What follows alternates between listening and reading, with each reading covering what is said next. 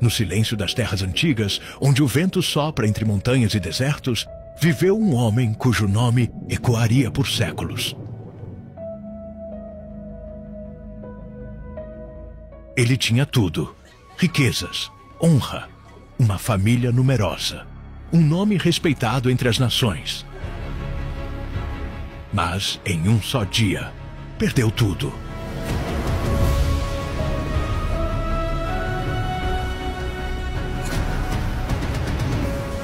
Das alturas, um desafio foi lançado.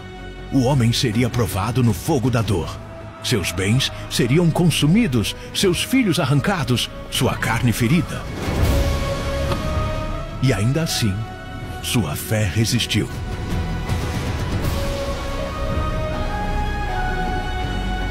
Esta não é apenas a história de um homem. É o retrato da maior batalha entre o céu e o abismo. Esta é a história de Jó.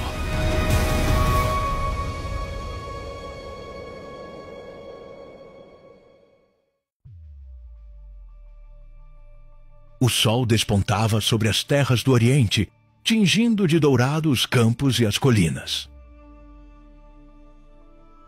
Uma extensa caravana cruzava o horizonte, conduzindo rebanhos de bois, camelos e ovelhas. No centro daquele vasto cenário, um homem se erguia como símbolo de respeito e prosperidade: Jó.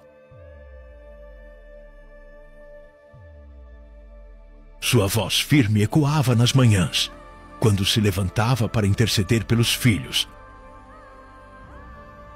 oferecendo sacrifícios a Deus, pois temia que, em meio às festas e celebrações, algum deles pudesse ter pecado contra o Altíssimo em pensamento ou palavra.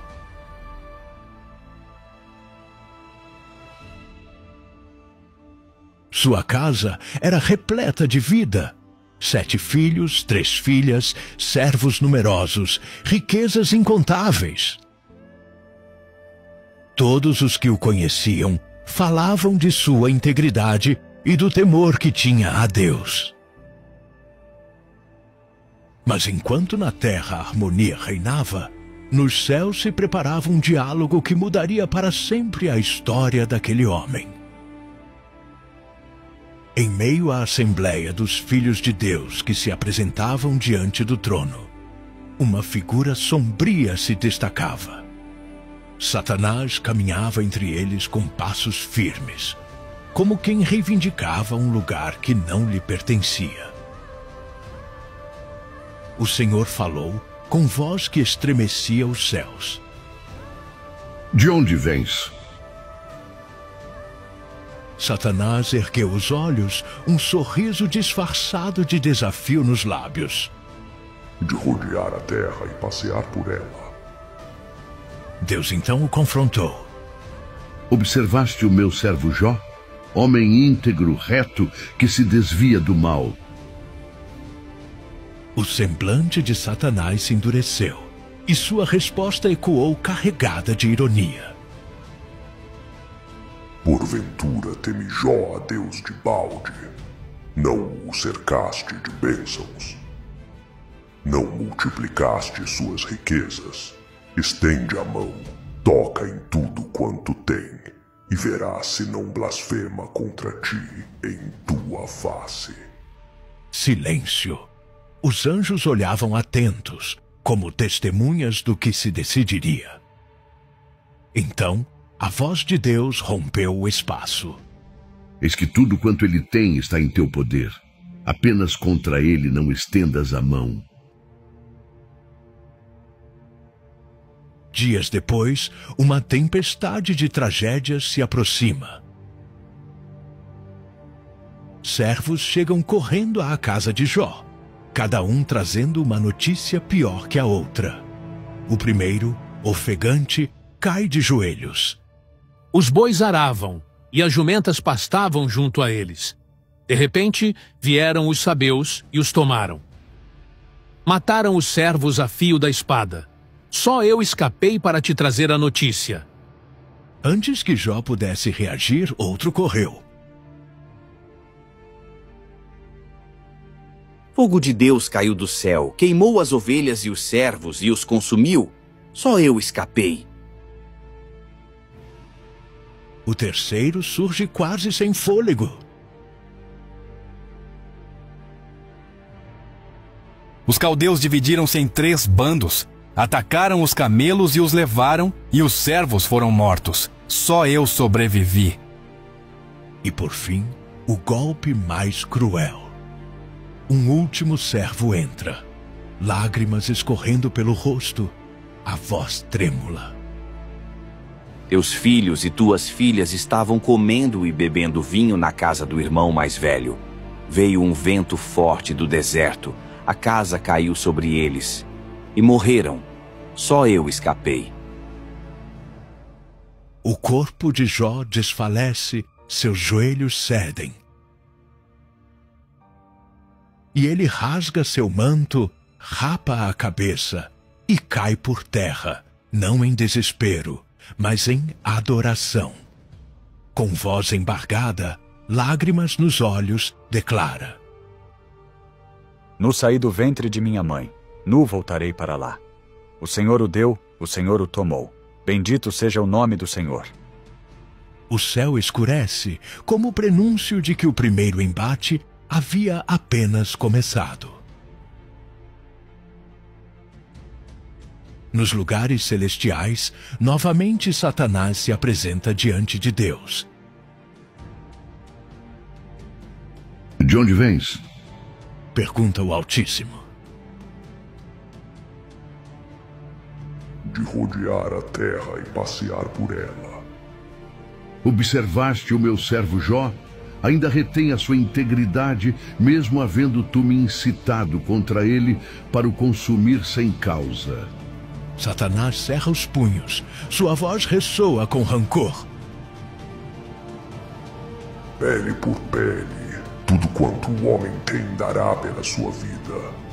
Estende agora a mão, toca-lhe nos ossos e na carne, e verás se não blasfema contra ti.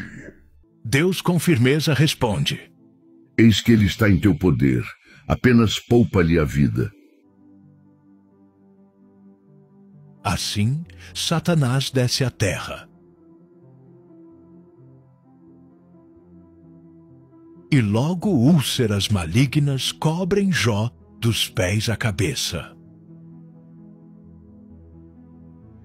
O outrora próspero patriarca, agora debilitado, senta-se no pó, raspando-se com um caco de barro.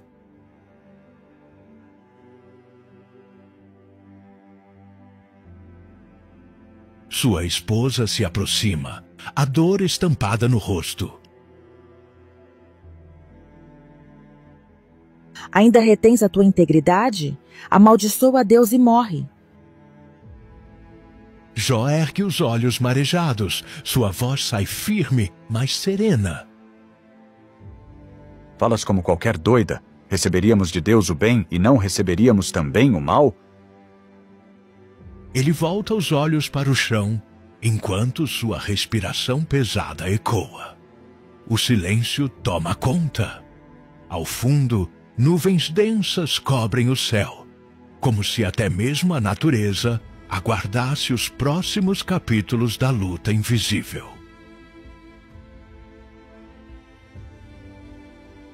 O vento soprava forte sobre as ruínas do lar de Jó. Onde antes havia música e alegria, agora só se ouvia o lamento dos servos, o choro abafado das mulheres e o mugido perdido dos poucos animais que restaram.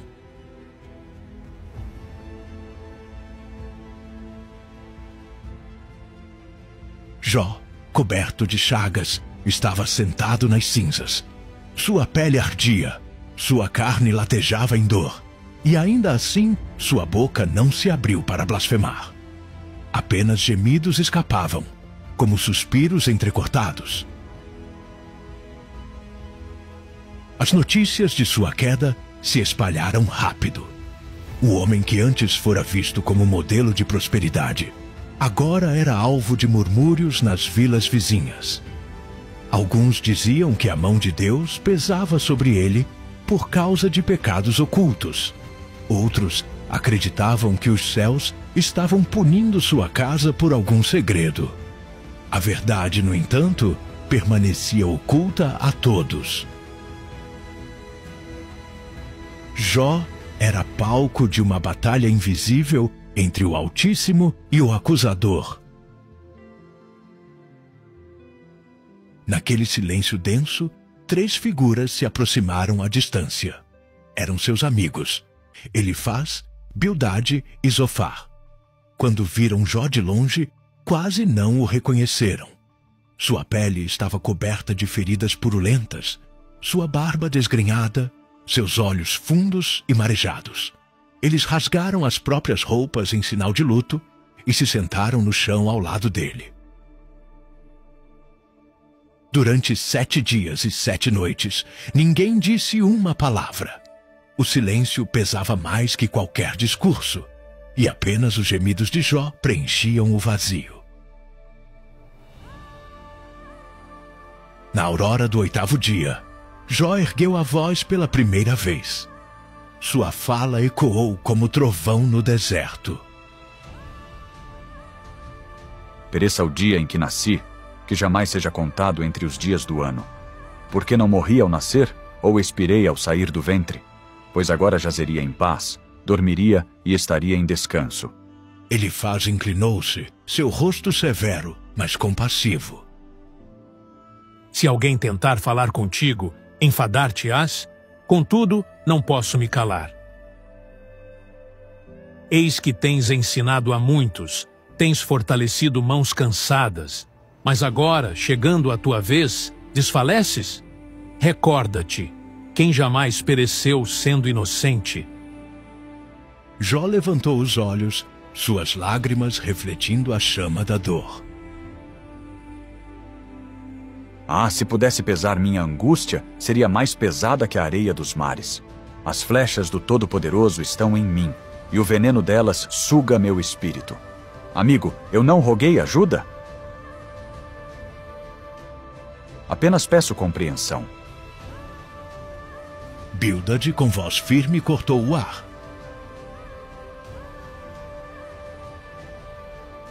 Se teus filhos pecaram contra ele, entregou-os ao poder da transgressão. Mas se tu buscares a Deus e suplicares ao Todo-Poderoso, ele restaurará a tua morada. A aflição não vem do nada, Jó. O coração de Jó se revolveu, e ele gritou, o rosto voltado para o céu. Como poderei contender com ele? Ainda que eu fosse justo, não poderia responder. Quem me dera um árbitro entre nós que pusesse a mão sobre mim e sobre ele? O silêncio voltou por um instante, interrompido apenas pelo vento que levantava poeira ao redor. Zofar, o terceiro, inclinou-se para a frente e disse com dureza: Se te arrependeres, estenderás as mãos a ele, e tua vida brilhará mais do que o meio-dia. Jó respirou fundo, sua voz agora embargada.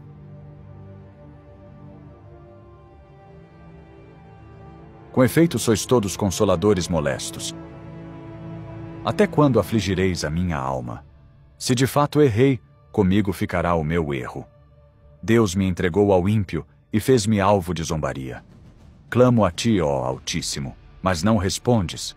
Foste cruel comigo, e ainda assim, sei que minha testemunha está nos céus.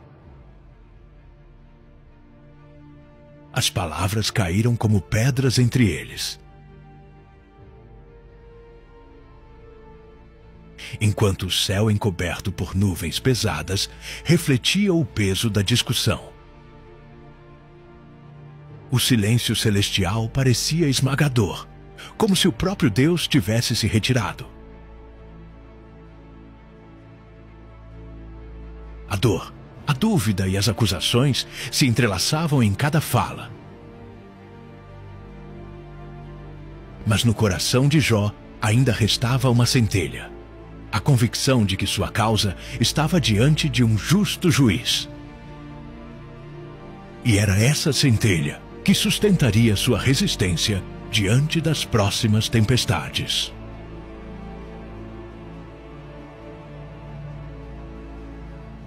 A noite caiu sobre Uz, pesada como um manto de chumbo. As estrelas, escondidas por nuvens densas, mal iluminavam o campo onde Jó permanecia sentado nas cinzas.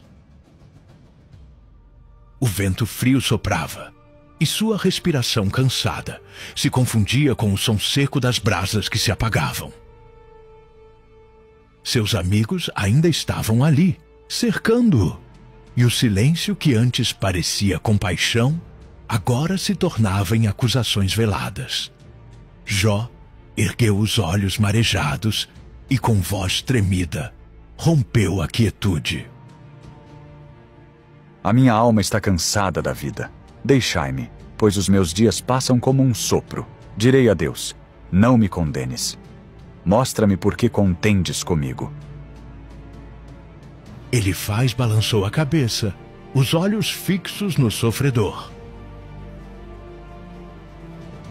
Jó,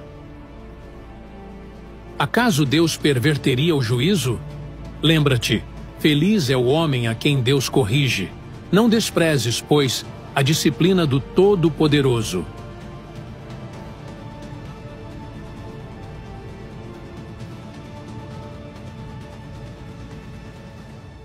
Jó cerrou os punhos. Sua voz tornou-se mais forte. Oh, se minhas palavras fossem escritas num livro!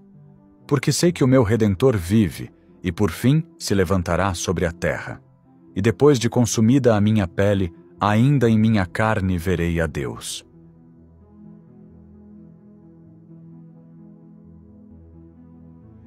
Bildad ergueu-se, inconformado com a ousadia de Jó.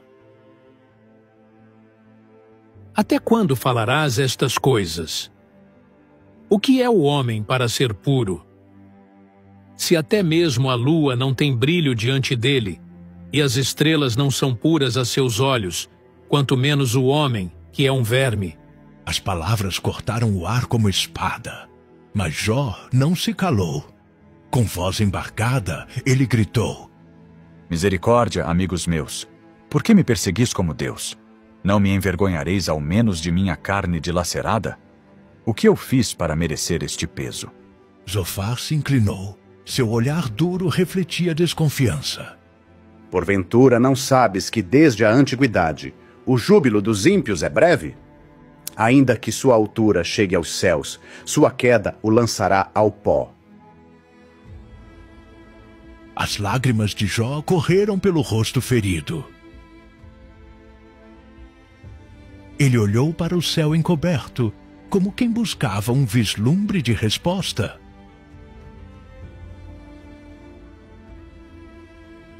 Oh, se eu pudesse ir à presença de Deus, se eu soubesse onde encontrá-lo, apresentaria minha causa diante dele, encheria a minha boca de argumentos, saberia as palavras que me responderia e entenderia o que me dissesse.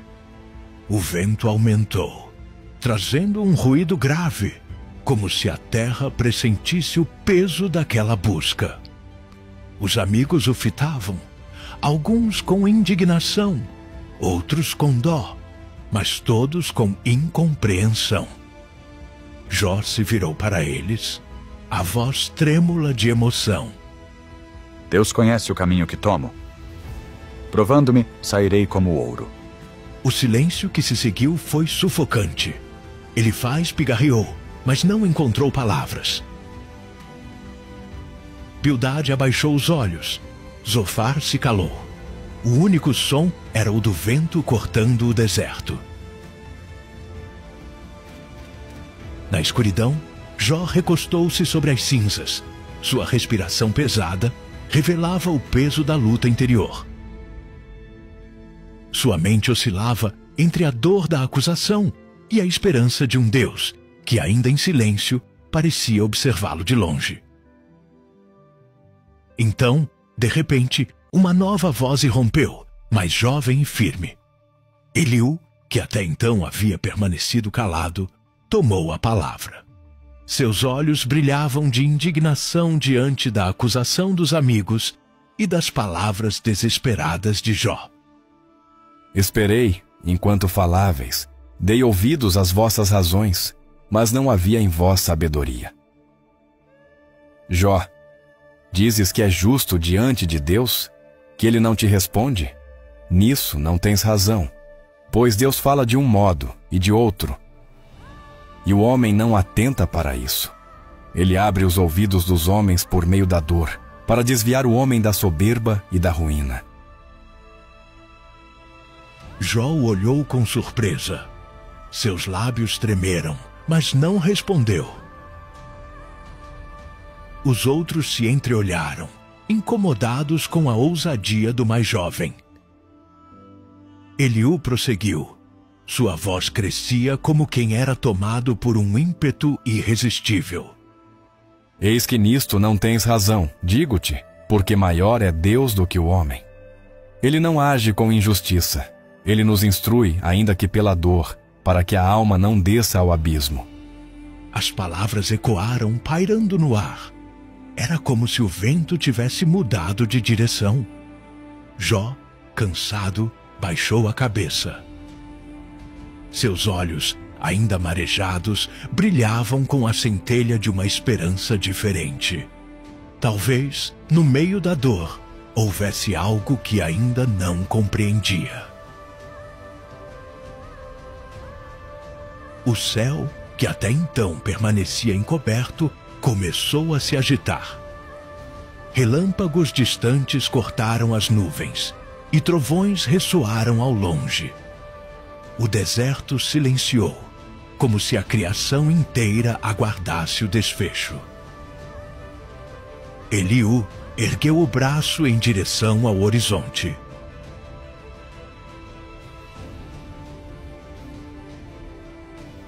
Atenta, Jó, e considera as maravilhas de Deus, porque Ele está no alto, poderoso em força, mas justo em todos os seus caminhos.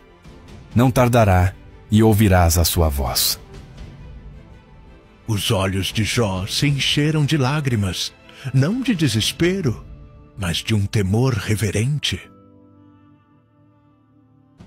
Pela primeira vez, desde o início de sua provação, ele sentiu que algo maior estava prestes a acontecer. O céu se cobria de nuvens densas, como se uma tempestade estivesse se formando nas profundezas do firmamento. O silêncio dos campos de Uz era quebrado apenas pelos lamentos do vento que atravessava as árvores secas.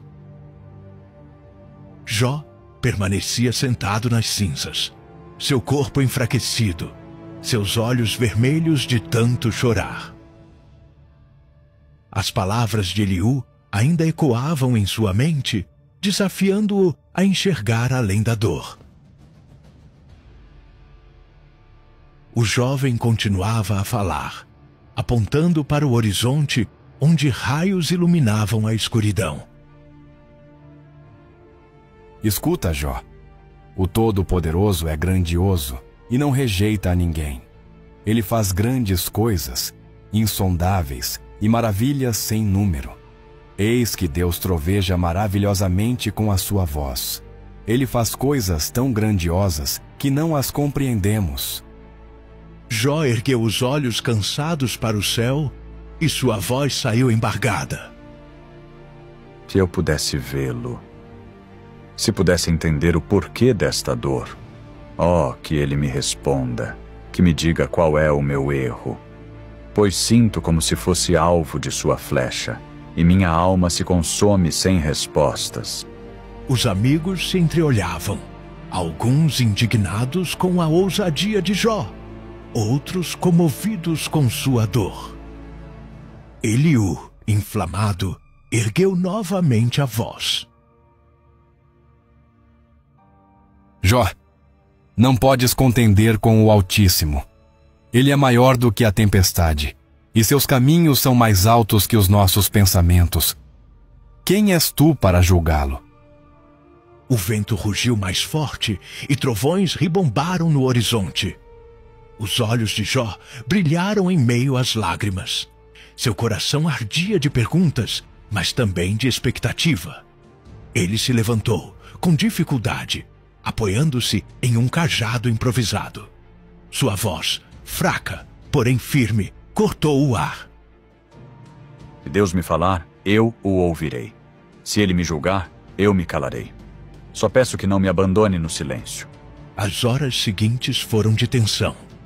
A tempestade se aproximava e cada trovão fazia o solo estremecer.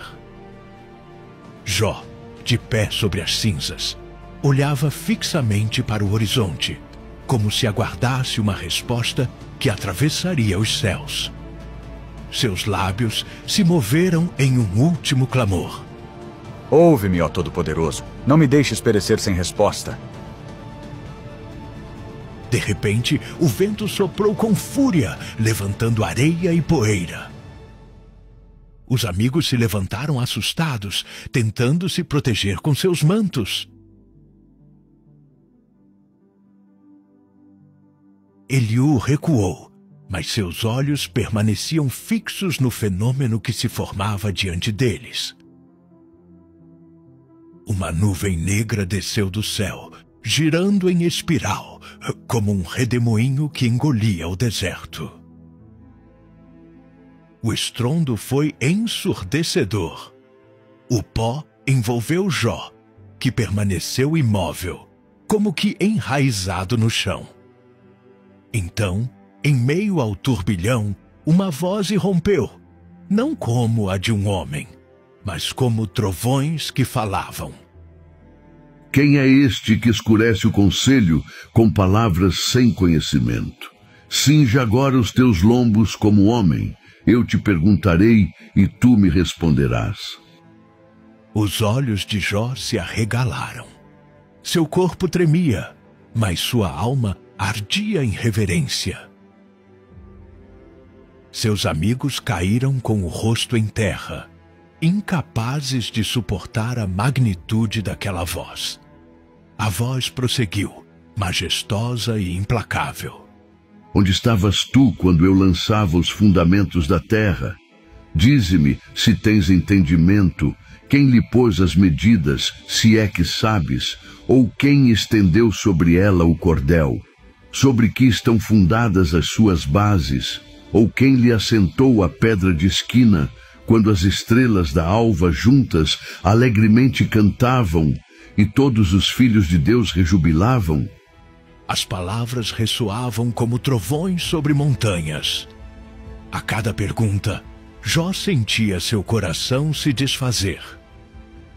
Ele, que buscava respostas, agora percebia o abismo entre sua fragilidade e a grandeza do Criador. A tempestade rugia, mas a voz não cessava. Acaso já deste ordens amanhã desde os teus dias? Ou fizeste conhecido a alva o seu lugar? Entraste tu nos mananciais do mar? Ou passeaste no mais profundo do abismo? Mostra-me, Jó, se podes. Lágrimas desciam pelo rosto de Jó. Suas pernas tremiam e ele caiu de joelhos, incapaz de suportar a majestade daquela revelação. O redemoinho o cercava, mas não o consumia. Ao contrário, revelava-lhe a glória de um Deus que nenhum homem pode compreender. Seus amigos, prostrados, não ousavam levantar os olhos. A cena era grandiosa, épica, esmagadora.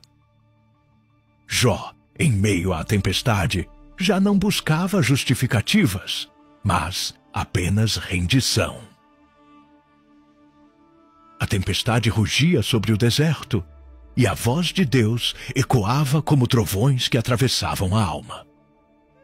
Cada palavra era como um raio que iluminava a insignificância humana diante da grandeza do Criador. Jó, prostrado em cinzas, sentia seu corpo tremer, mas seu espírito despertava para uma verdade que nunca havia compreendido em plenitude. A voz prosseguiu. Porventura podes tu amarrar os laços das Pleiades ou soltar os cordéis de Órion? Acaso ordenas ao raio que siga, e ele te responde, eis-me aqui? Quem deu sabedoria ao coração, ou quem deu entendimento à mente? Os olhos de Jó se encheram de lágrimas. Sua boca tremeu, e suas mãos, levantadas em rendição, escorriam de areia e cinzas. Com voz embargada, ele respondeu em meio ao vento. Eis que sou indigno. Que te responderia eu? Ponho a mão sobre a minha boca. Uma vez falei, mas não replicarei. Ainda outra vez, mas não prosseguirei.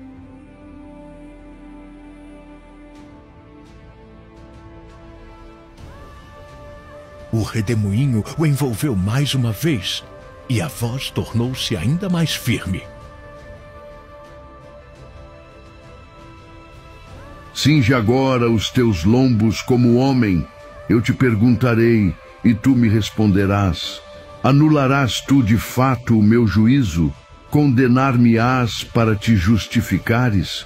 Tens braço como Deus, ou trovejas com voz como a sua? Jó caiu com o rosto em terra. Sua respiração entrecortada deu lugar a um choro profundo, não mais de revolta, mas de rendição.